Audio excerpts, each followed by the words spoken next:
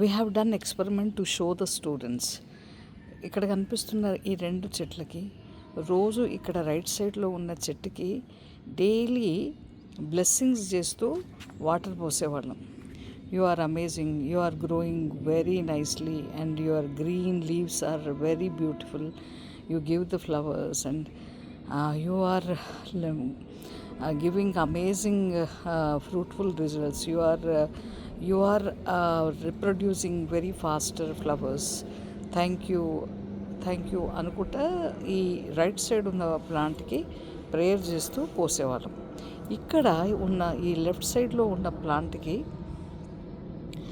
రోజు కోప్పడుతూ బాగా భయంకరంగా, నువ్వు అసలు చెట్టు పైన అసలు నీకు పెరగడం వచ్చా, నీకు నీ లీవ్స్ ఎంత అసహ్యంగా ఉన్నాయి చూడు, నీ రూట్స్ ఏంటి, నువ్వు అసలు ఫ్లవర్స్ వేయవు అని కోప్పడుతూ పోసేవాళ్ళు. చూసినట్లయితే అసలు 4th డే నుంచే వాలిపోవడం షురు అయింది. వితిన్ 11 డేస్లో మొత్తం చెట్టంతా డ్రై అయిపోయింది. దీన్ని బట్టి మనకేం తెలుస్తుందంటే చెట్లకు కూడా ప్లాంట్స్ ఆల్సో లివింగ్ ఆర్గానిజమ్స్ అని తెలుసు, కానీ అవి కూడా ఫీల్ అవుతాయి అనేటువంటి ప్రాక్టికల్ విషయాన్ని పిల్లలకు తెలియజేస్తాను దీని ద్వారా.